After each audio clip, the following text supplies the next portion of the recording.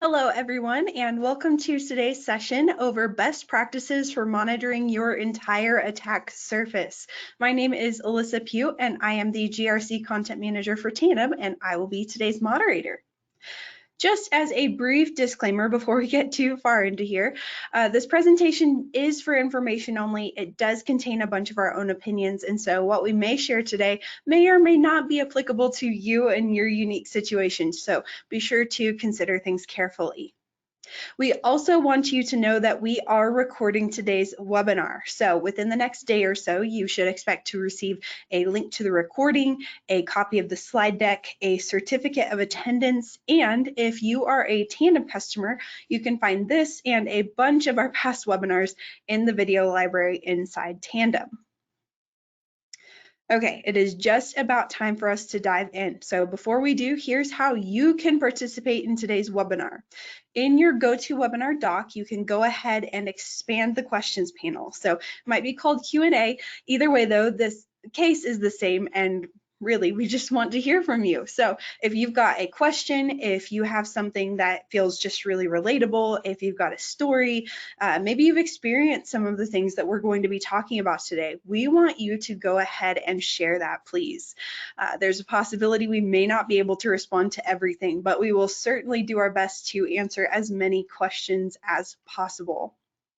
And because we want lots of great questions today, we are going to offer a prize for best question of the day. So at the end of the webinar, we will pick our favorite question and we will send that person who asked that question a swag package, which includes a Tandem mug, a couple of Tandem magnets, and a $50 Amazon gift card from DNSFilter. So you have to be on the webinar to win when we pick the winner. So be sure to stay on to the very end to see if you win. All right, let's meet our presenters. Our presenters today are Alex Applegate, Senior Threat Researcher with DNSFilter, and Andrew Hettick, Information Security Officer for CoNetrix. So I'd love for both of you guys to turn your cameras on anytime now. And once you do that, I'd love to have each of you introduce yourselves on camera today. So if that sounds good to you. So Alex, would you be willing to go ahead and introduce yourself first? Sure. Thanks, Alyssa. My name is Alex Applegate. I'm a threat researcher at DNSFilter. I've worked in the DFIR space as a practitioner for about the last 13 years. I've been in general broader tech for about the last 30 years. But security and intelligence are kind of where it's at, I think. I think it's probably one of the most important things we can focus. So that's how I ended up where I am. I agree entirely, and I think a lot of our attendees today will agree with you as well. Security is very important. That's why we're all here. And speaking of, Andrew, how about you? Would you be willing to give your a little intro for everybody on the call? Yeah, thank you. So I work with CoNetrix. So CoNetrix is actually the parent company for Tandem. So I started with the company 6 years ago, and I was an IT auditor. So I've worked a lot with financial institutions, kind of looking through policies and then also a lot of their technical setup and giving them some suggestions and ways to improve. And now I serve as the Information Security Officer. So I oversee the security of our network and then also manage the information security program. I love that. We are so grateful to have both of you on the call with us today, sharing your wisdom and expertise on this topic. And I know everybody else is excited to hear from you as well.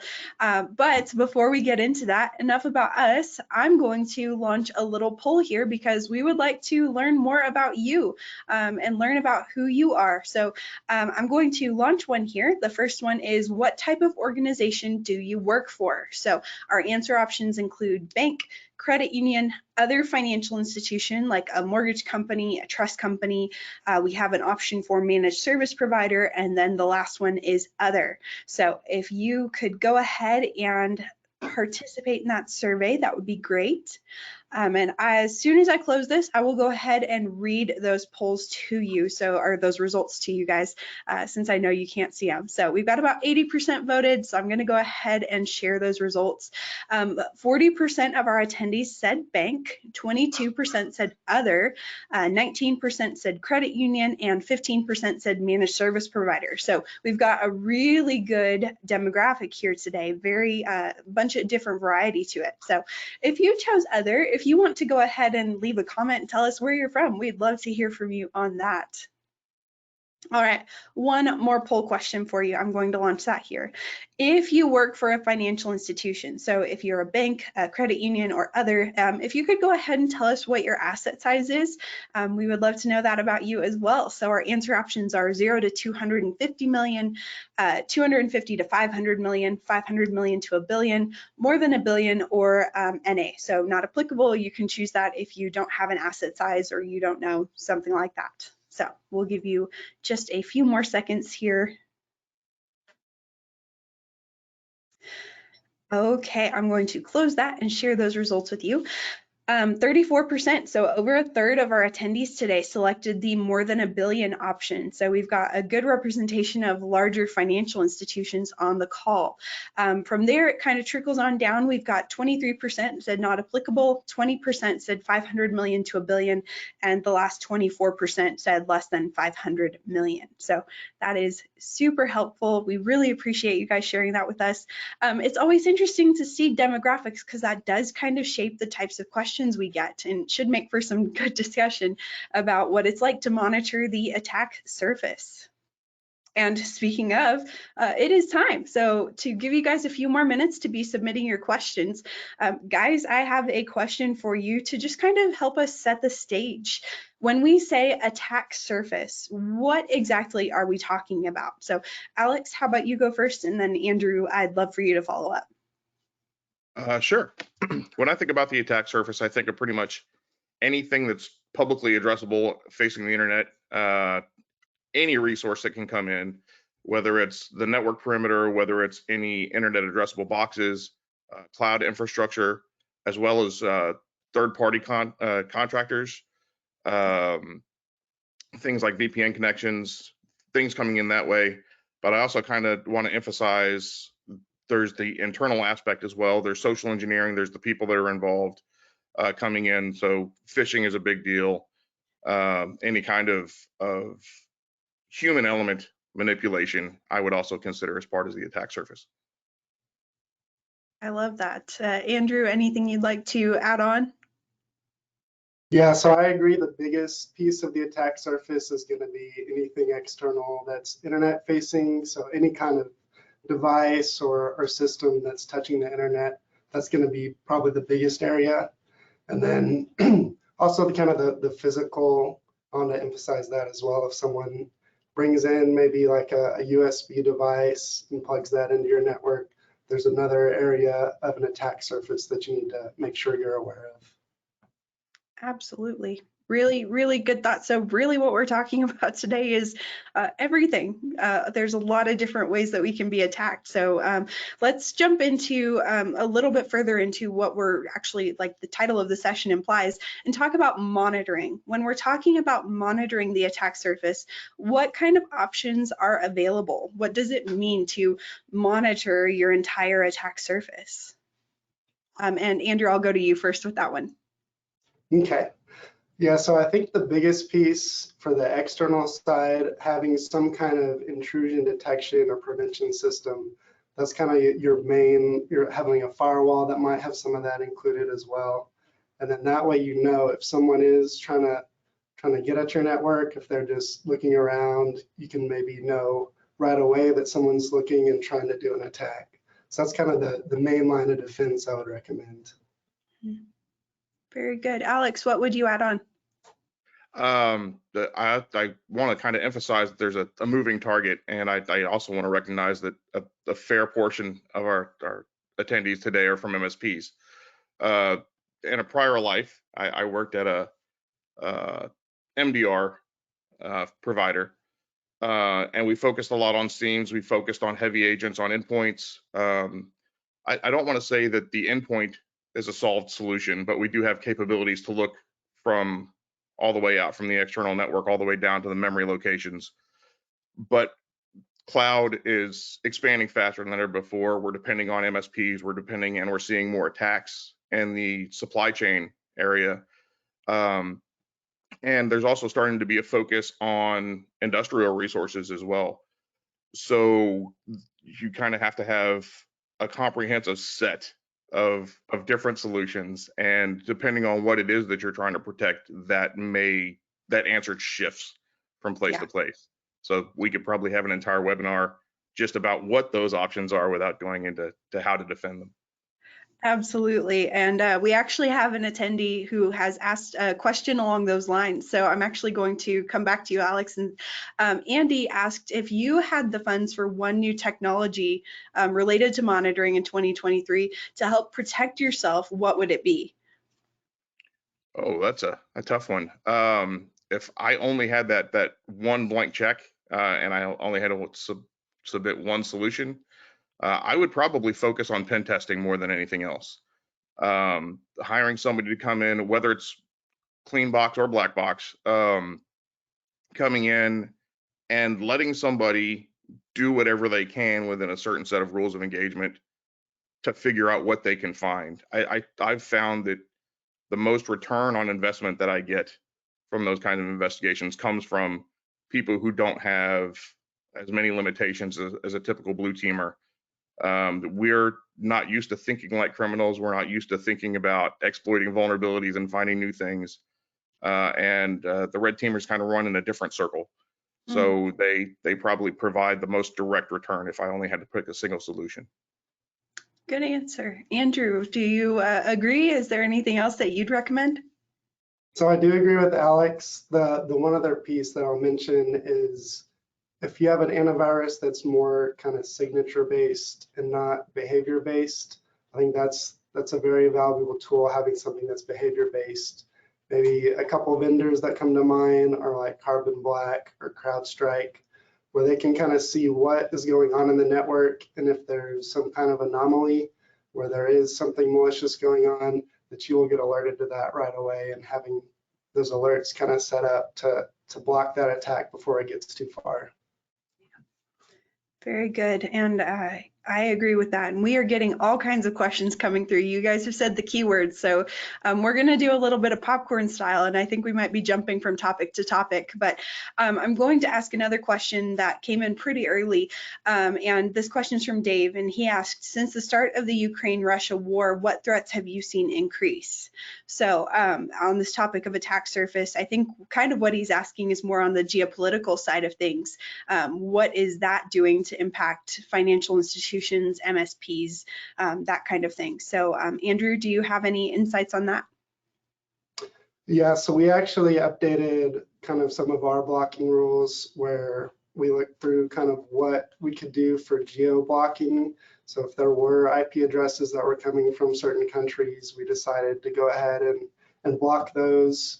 And then also seeing additional phishing attempts from certain countries as well, making sure those were blocked. Very good. Alex? I definitely tend to agree on the phishing endpoint. That definitely a huge spike. Geopolitically, Russia and Ukraine, in terms of e-crime groups, there's several groups operating out of that particular region, and it's been kind of interesting to watch them splinter and kind of go at each other. One of the biggest things that I've noticed in terms of trends is going after financial institutions, funding streams and revenue streams, particularly on the aspect of crypto. Crypto is a little easier to move around, a little easier to do a little bit more flexibility with some of the things that they might not want to be as above board with. So there's been a lot more attacks on that particular domain as well. Good to know. Good to know. Okay, we have a question from Joe about the definition of attack surface, wondering if that includes cloud-based software as a service, or what about service vendors? So when you're talking about attack surface, does that expand out into your third-party relationships? Alex, would you like to comment on that? I would say that is absolutely true. And kind of the criteria that I would use for that evaluation is that a way for them to get into your network, right? Because they're going to do reconnaissance, they're going to do vulnerability assessment. If they're looking at one of your software as a service providers or one of your other platform cloud services, that's still a way in. So that's definitely part of the attack surface. Andrew, anything to add? Yeah, so I'll just emphasize the importance of doing some good vendor management before kind of getting into a new contract or onboarding a new service, just making sure that you have looked at those different things and make sure your contracts include kind of that those vendors would let you know if something malicious was going on, and that you have know where your data is, know if it's going to be within the country or if it's going to be international. Very good. And in keeping with this conversation about third parties, we've got a few questions about those. So I think we're going to keep going down this rabbit hole for a little bit, if that's okay with y'all. Someone asked, BJ said, how far down the supply chain do we have to protect ourselves? Third party, fourth party, further, when we're doing that due diligence, how far into that do we need to look? Andrew, do you have any insights? So I'm gonna go back to kind of the vendor management piece here again. So when you're doing your vendor management, I guess of your own third parties, kind of asking those questions, maybe if you have a questionnaire, asking how do they address their third parties and making sure that their process for looking at those, I guess your fourth parties or even further, that those are included in their process so that you can look at your third parties and know if they're gonna be affected. And I'd love to ask that question also back to the audience. I'd love to know, how far are you looking down the supply chain? How are you doing that due diligence? So if you have a comment on that, feel free to drop it into the chat. I'd love to see your answers. So feel free to say that, and we'll be reading those too. So Alex, is there anything that you'd like to add on to that? Yeah, absolutely. There is a certain limitation to how far you can go. Sure. There are such things as second level contractors and third level subcontractors, and you can go down that rabbit hole, and you can't always control that.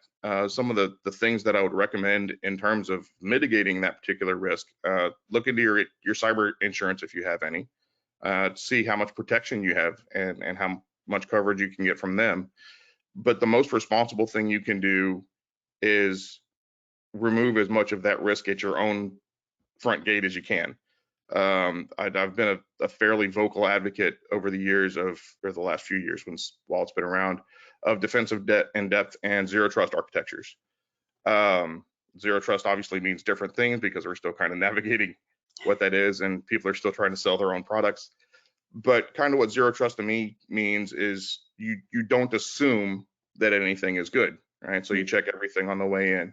And if you are providing all of your own security at the gate as far as you can, then you, as long as you're fairly confident in what you do, should provide a fairly high standard of security. For people that outsource things to MSPs, obviously there's limited visibility in what you can do and some of the protections there. But that's one of the reasons that MSPs are trusted, right? That's why there's reputation and brand protection and why that all comes into play. So I would say 1 or 2 levels, but protect your own house is really where that shakes out. I love that. And we are getting, you've described a bunch of different ideas, both of you have, as far as how do you approach this. And what I'm loving in these comments that we're getting is people are approaching it from different places depending on their organization. So I'm just going to read a few of these. Kelly said she goes to fourth and fifth third parties or fifth parties, depending on the criticality of the vendor. Joe said our due diligence is driven by the type of data that resides in the cloud or with those third-party service providers. Jacob said we use defense in depth and very little trust. I can't call it zero trust architecture though, but we do try to get very close. So I appreciate that honesty, Jacob. That is really solid. And then Mark said it's interesting, vendors typically don't mention their vendors until it comes up. So fourth party seems like enough. Also running OFAC checks on vendors of vendors of vendors. How does that work? So yeah, there's a lot of different facets and points of discussion in that conversation. So I love that we spent some time kind of talking about managing that third party surface in this attack surface conversation. So Very good. Thank you all so much. We have a question about data breaches and third parties being involved with that. They said if a third party is responsible for the first line of defense and they miss an upgrade or breach, what should we look at or look for related to the third party's missed upgrade or breach? So continuing into that due diligence area, Alex, do you have any wisdom or advice that you'd share with Kelly? The first step for me whenever I see a breach, and I've spent a significant amount of time, I was a dark web researcher before I did this, and a big portion of what we did was breach management. Find out exactly what the breach was as much as possible. You're probably not going to be able to get all the way down to victim zero, but you can kind of find out what the vulnerability is. And if you are dealing with that vendor, you should have a relationship that says, tell me how you have now fixed this problem. We're dealing with GoDaddy going around for the third or fourth time, depending on how you count, with their 3-year long breach. And I'm not convinced that they've kicked the attacker out. It's the same guy for 3 years, right? I think there's probably a lower level thing going on that they didn't take care of. So I would be very suspicious about something like that. But again, it goes back to protecting your own house.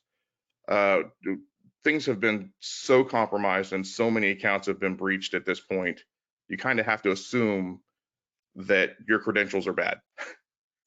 Yeah. Nobody wants to change passwords all the time. Nobody wants to have to keep recycling these things. And there've been some studies that say that probably isn't helpful anyway. But at least for your key resources, kind of substantiate what they are, figure out what the risk is, change them, make sure they're strong passwords. Two-factor authentication is always a thing. Stay away from SMS authentication if you can. Protect your house is really what it comes down to. You know that there was something there. Just assume that it's probably compromised and mitigate the risk from your own end. Very good. Andrew, anything to add to that? Oh, I was gonna mention multi-factor and just making sure that you identify what, I guess, your critical software that you use, and making sure that for each one of those that you have some kind of multi-factor in place. And if you know that there is a breach, another point I wanted to emphasize was just seeing how that third party responds to that breach. Are they upfront kind of saying, oh, this is exactly kind of what happened and we've taken these steps so that doesn't happen in the future? To me, that's a big thing if that third party is upfront and honest and kind of respond the way that is what their contract says, and also that they're upfront and honest with you. Very good, very good. Okay, we are getting some more comments on this topic. Let me read through these real quick before I read them out loud.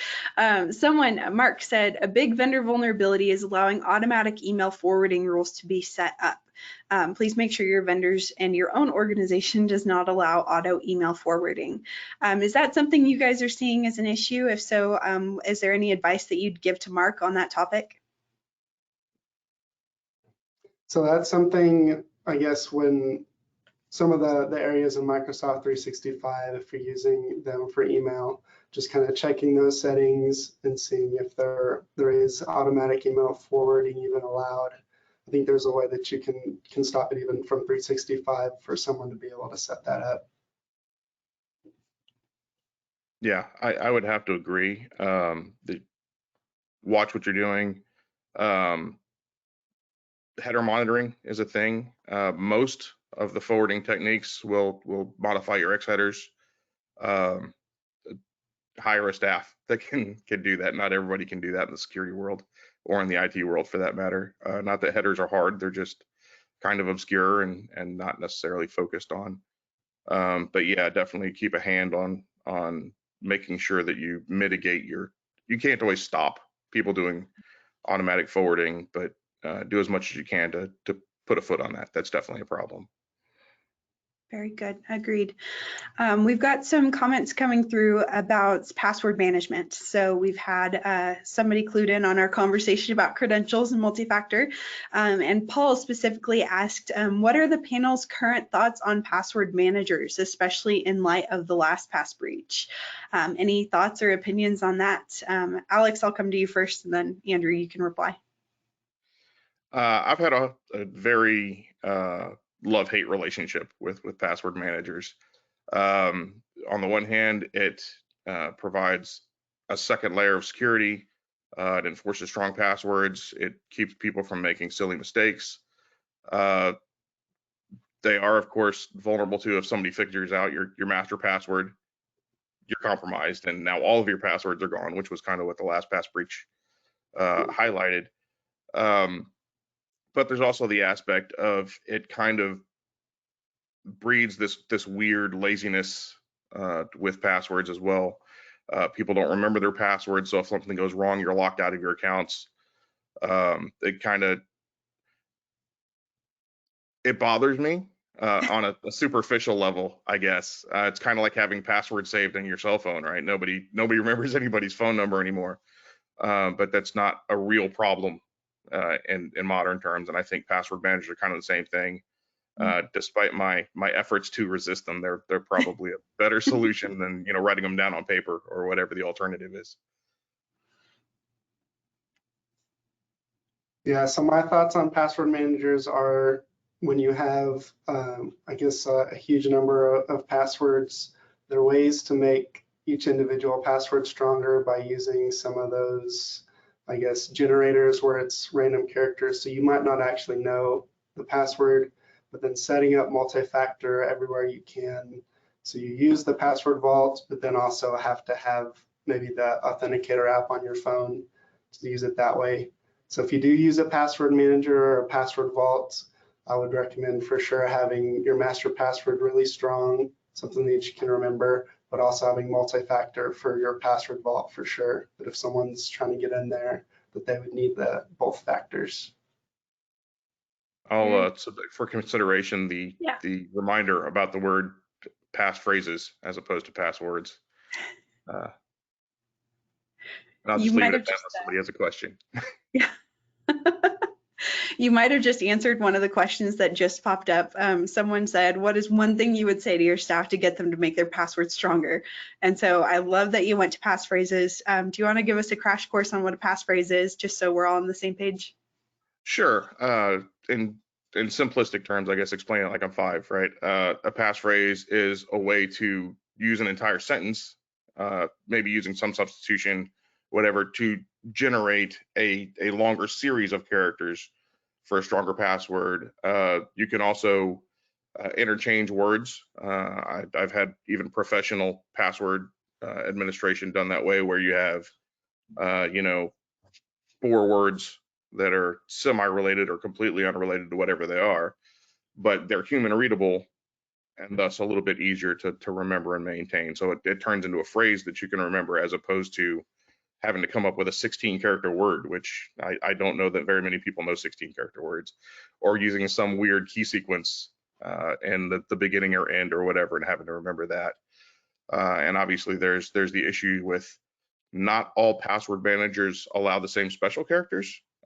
Semicolons aren't allowed sometimes, spaces aren't counted sometimes. So if you have the very evil recycled password, which would never do that, right? You don't remember which version that you might have from platform to platform. Right. Very good. Andrew, anything you'd like to add? So I would just add, in at least for logging on your computer, if you're using Active Directory, that you can have those spaces in those passwords. So that is kind of, with new hires, we teach them up front, like you can do a full sentence, maybe something with numbers, something unique that you could remember.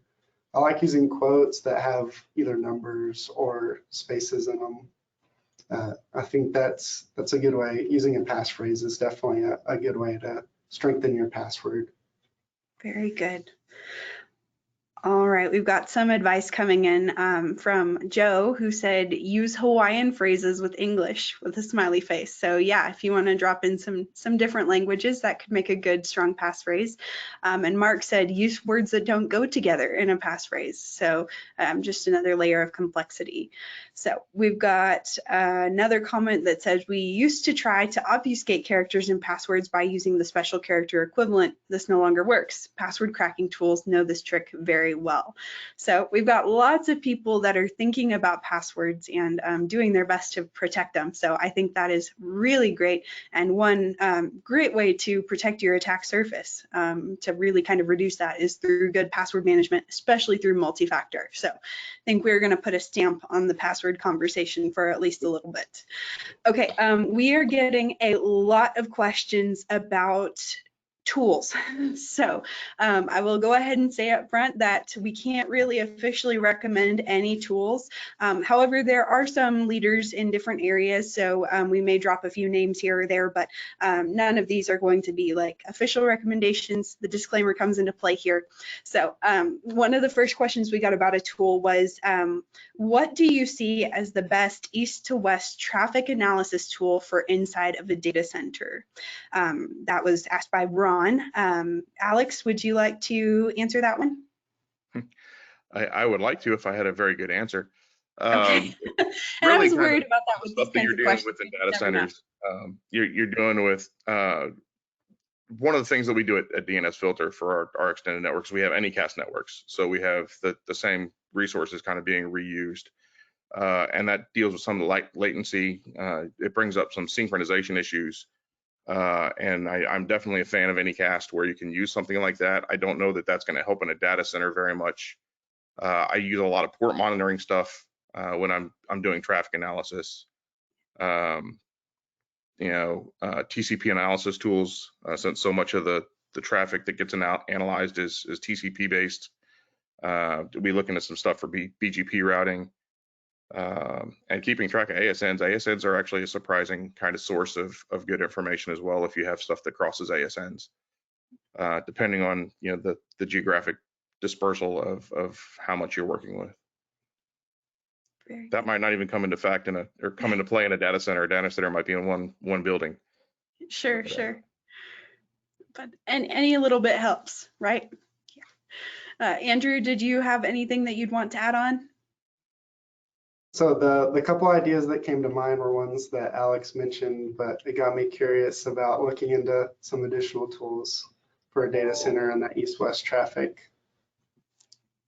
Very good. Okay, next tool question. We have somebody, Joe, who asked, what are your thoughts on Microsoft Defender?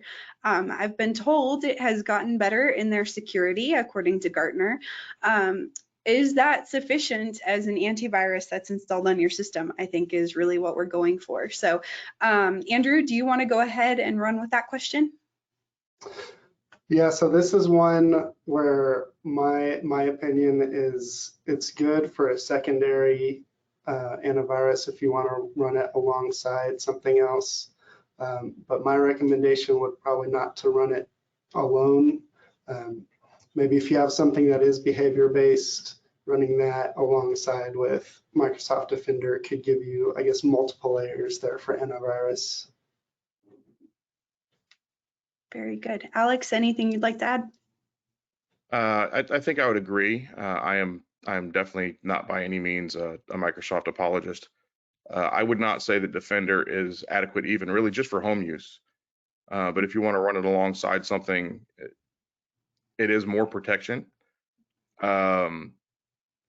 But I've also run into a lot of problems professionally where it didn't play well with other tools. So it's definitely case by case. And I will agree in terms of the question, it has gotten much better over the last even 5 years than it was. But I still would not put all of my eggs in that basket. Very good. Okay, we have another question from Jason who said, can you recommend a solution for firewall/intrusion detection logging that is less expensive for smaller institutions? Are there any types of firewalls or intrusion detection, kind of a SIEM system is what I'm gathering from that question, or SIM, however you pronounce it. We welcome everybody here. Is there any of those kinds of solutions that would come to mind? So for is me, this a bad time for a plug? I think it would be. So Alex, why don't you go ahead and start, and then Andrew will come to you. I'd definitely like to throw down that that's kind of what we do at DNSFilter. We're not a full stack solution for security, and we don't claim to be, but most attacks have, and we've made the point throughout our marketing literature, that most of them have a DNS component.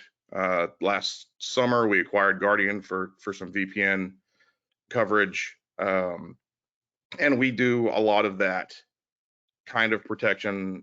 We do blocking, and it's not just DNSFilter. Obviously, I want to pitch our own product as much as possible.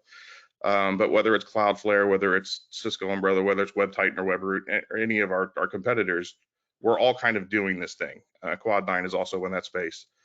But DNS protection is usually significantly cheaper than a full solution for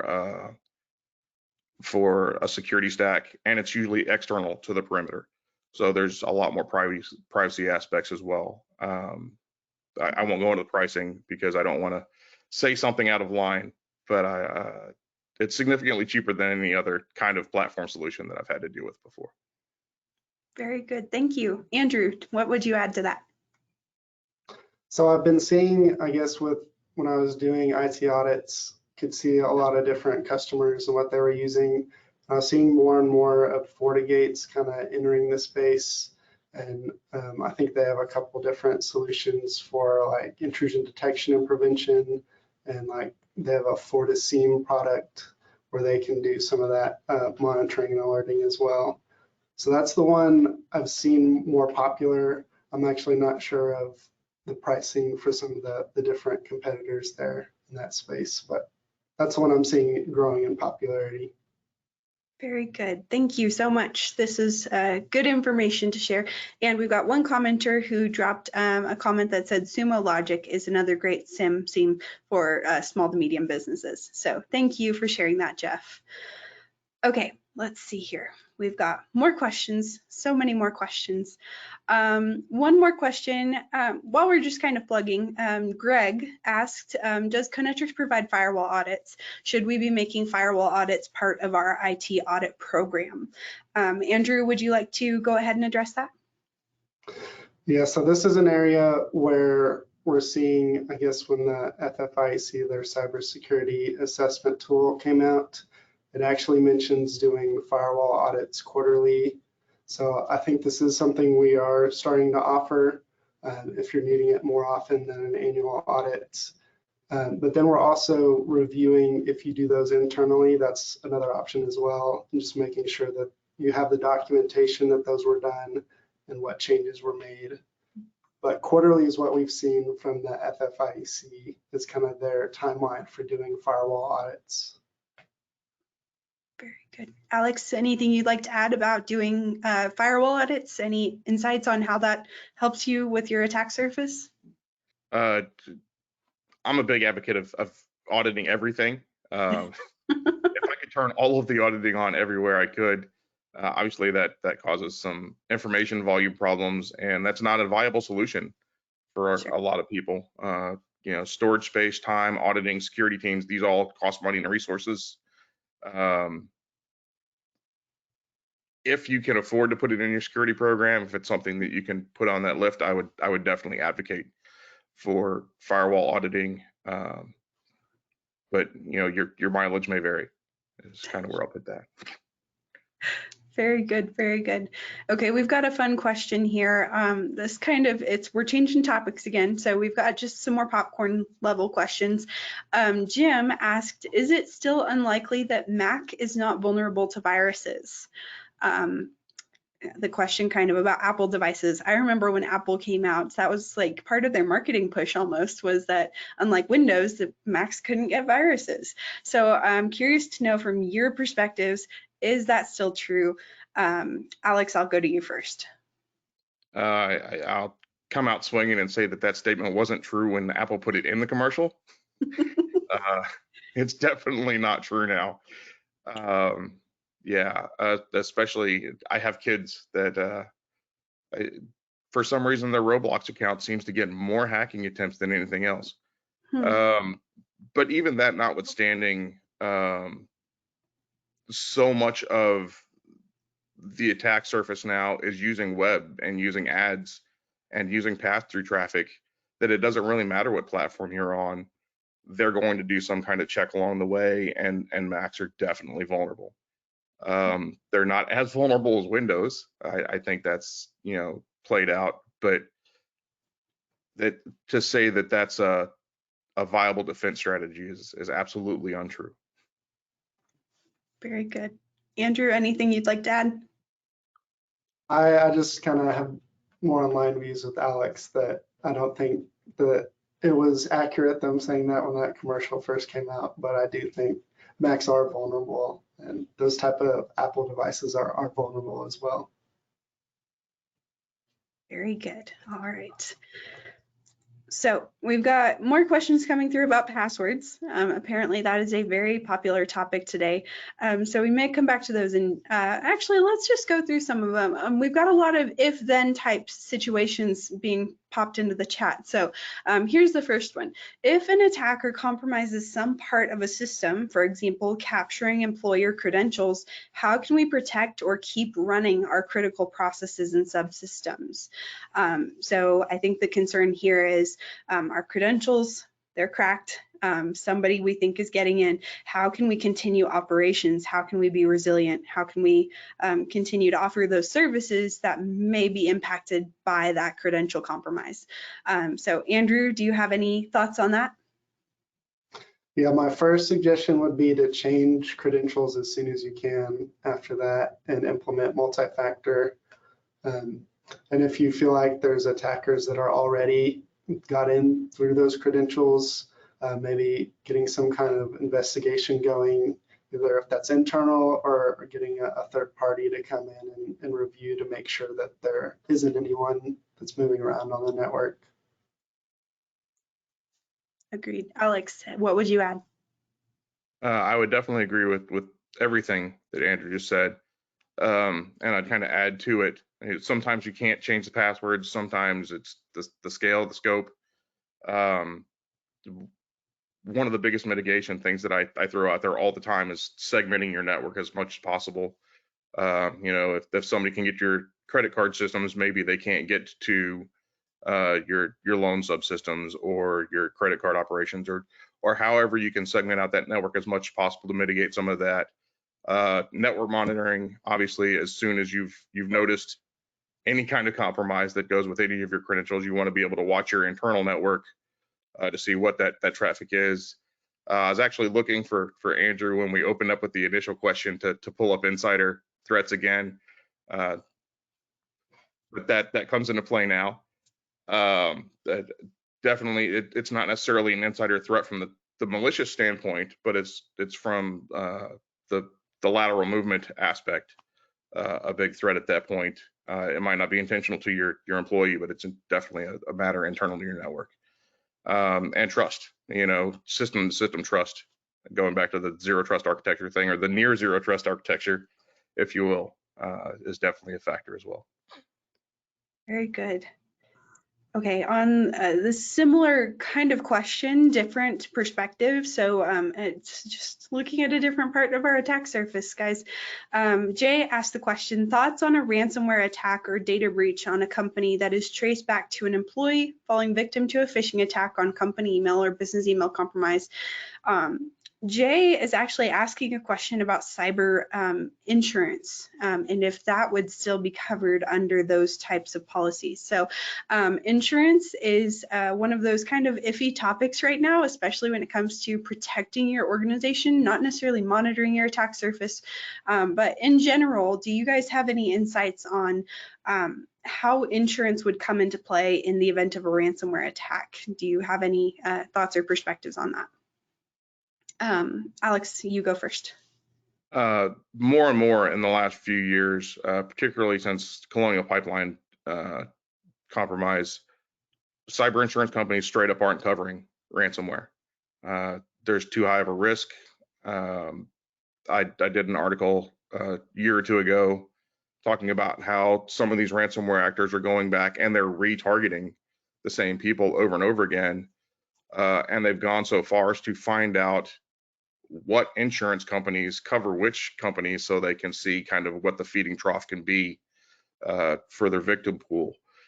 So I think that opportunity is going down. There's going to be less and less coverage, and I think in the next year or two they're probably going to stop covering ransomware completely if they can do it. The threat is the risk of too great a payout is it's too high. They can't keep doing that. We just had a comment that said financial institutions are lucky if cyber insurers will even take them on, period. So yeah, I think that's definitely something we're running into. Andrew, would you have anything else you'd like to add?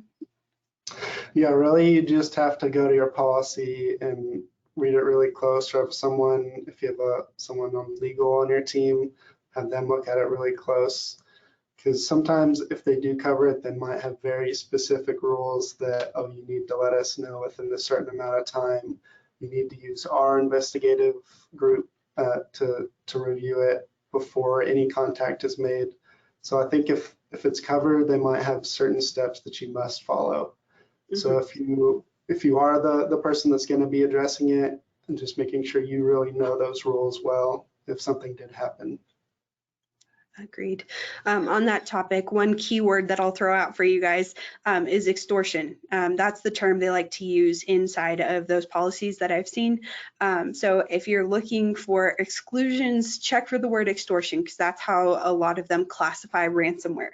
They may not say ransomware, they may not say we won't cover ransomware, but they might say something like incidents involving extortion are excluded from this policy. So that's a keyword that you can kind of look for to see is this covered by my policy or not? So very good observations there. We've got so many other questions coming through. We've got a couple questions about managed services. Someone asked if you could recommend a managed SOC provider for a small to medium-sized business, what would it be? Do you recommend a combination of on-prem servers and cloud, or just servers? So I think we've got kind of two parts to that question. One is managed security operations centers out there. What are some competitors in that space? And then how do you recommend storing your data? How do you recommend making sure that that's protected? So when we're talking about attack surface, I think those are two very good considerations. Andrew, do you want to go ahead and take those first? Yeah, so I'll plug our CoNetrix technology team and their managed service provider offering, and they mainly focus on financial institutions, but do work with other businesses as well. And I guess more and more I'm seeing for servers kind of being on-prem versus in the cloud, a lot more, there's not much of a choice going towards the cloud or virtualized systems. So if you're using a virtual system, kind of going more towards the cheaper option and maybe the more viable going forward. Very good. Alex, anything you'd like to add there? I think I pretty much have to dodge that question entirely. I definitely have my preferences in terms of managed SOC, but it's a case-by-case basis. Obviously, it depends on how much budget you have. If you're talking about small to medium businesses, managed services can get very expensive very quick. So it's kind of hard to say, hey, these are going to be the right people for you. People like Mandiant have very heavy presences where maybe CrowdStrike is significantly lower. So there's a really, really wide range of options. So it's hard to say. Yeah. And when you're talking about on-prem versus cloud services, like Andrew said, there's a big push toward the cloud. Honestly, most of the time there's going to be significant data services or cost savings for your data services if you put them up to the cloud, just because they're in a better position to handle things than on-prem for the most part. But I have seen a number of customers that have been pulling some things out of the cloud and going on-prem, not just for security, but just for management purposes and for some configuration and tooling requirements that they've done. It's just so case by case that it's hard to really answer that question directly. Yeah, I completely agree with you. So I appreciate you both taking on that tough question from our customers. I think that that's something that we're seeing a lot of questions with, especially in financial services, topics of discussion around cloud and visibility into it. How do you monitor something that you don't have control over? So I think that that's probably where the heart of that question was coming from. And I think you both answered it beautifully. So we've got some questions coming through about remote work, and I know that that's been an expanded part of our attack surface in the last few years. One of the questions that came through was, how do you recommend stopping workers from doing work on their personal computers? Would you recommend this at all? So I guess to expand the question a little bit is, how do personal devices fit into this attack surface conversation, and what can we be doing to protect it? So Alex, would you like to take that one first? Absolutely. It's kind of a natural thing for me. I don't really think in terms of worrying about that too much. DNSFilter is a 100% remote company. And I've been a remote worker even before DNSFilter since 2012. I've been a completely remote worker. There's a lot of things that you can do in terms of asset management. Definitely helps if you're able and in a position to provide the devices directly. All of the companies that I've worked here have always sent me a computer, and that's, they set it up, they have their configurations, they have their network trust settings already set up, so that not only provides security, but it's also an ease of onboarding thing if you're dealing with some. It's hard as a remote employee to get some of that stuff managed through IT services sometimes if it's not set up ahead of time. We're kind of moving away from some of the VPN models. We're moving more to the zero trust models more often, but VPNs are still a solution. In terms of the personal device problem, the most effective way is a live demo. Brick somebody's phone just once and they'll learn the lesson. But I don't think that's really a solution for most people. Probably not, probably not. But yeah, user education is a big part of everything that we do in security, right? Not everybody is a security practitioner. Not everybody has the exposure that we do to these kind of threats. So we have to be more effective at getting that word out and what these dangers are, the level of risk that's involved. And I think most people would want not to use their personal devices as much as possible, but sometimes work doesn't give you the choice. Yeah. So you work with your situation and what you have. Very good. Andrew, what would you add on to that? Yeah, so Alex, this is a really good answer. The piece I would add on to that is if you have to use a personal device, if there's no other option, that you can use a mobile device management tool that will push some of those security features and require like a certain digit of PIN. And if there's a lot of failed login attempts, it might wipe the device.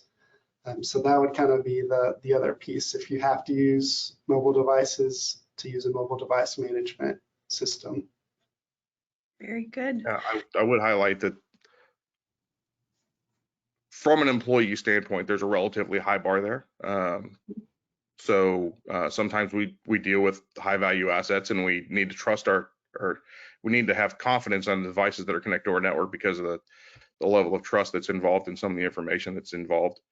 But I can definitely say it's a scary proposition to have somebody else empowered to wipe your personal device. And depending on the scope of work that you're doing, expect pushback if that's the kind of solution that you're bringing. But I agree, an MDM solution, if that's what you require, is definitely a big asset to be able to. You have to be able to protect your information. And that's Absolutely. What we're all here for, right? Well, and it's not just about protecting information, right? It's about that and convenience for our end users. We are always doing a song and dance trying to navigate that and make sure that everybody's happy and everybody's secure, and that is very hard to do. So I think you guys are doing a great job of that. We are getting close to time, so I'm going to pop in one last question that's really future looking, and so I kind of really enjoy this, but what are the guys' thoughts on AI impacting the topic of monitoring the entire attack surface now and in the future? Do you guys have any perspectives on what we're looking for with AI? Alex, do you want to take that one first? Yes. I do. Um, I work with an AI team, and that's really what drove me into the field that I'm in. That's why I became a threat researcher. That's why I got into intelligence. I was working my way up the malware delivery chain, and I was trying to figure out the way to get in front of this malware problem, right? And they're growing faster than we are, and they have more resources than we do. I don't think that we're going to be able to survive as an industry if we don't find a way to adequately bring in AI and ML to mitigate some of the threat fatigue, right? The alert fatigue that we have to deal with. There's too many threats, there's too many changes, there's too many alerts. It's everywhere, and we don't have enough humans to be able to solve that problem. I'm very excited by some of the more natural language stuff, the chat GPT AI solutions that are coming out and the open AI stuff, just because it shows some of the power that we're starting to get to with some of the data science and ML models that we're using. There's plenty of solutions, but there's also plenty of risk as well. AI has been a buzzword in this industry for quite a while, and there's plenty of companies that will love to take your money and provide nothing in return. And if you don't have adequate background, they'll take advantage of you, and you have to be careful. Agreed. Andrew, I know that's something we've talked about a bit too, is the number of alerts that are coming through. So do you have any last inputs on the conversation of AI, or how that might help with, or any feedback at all on what you should do if you are getting overwhelmed by alerts from your systems? Any thoughts on that as we close out today?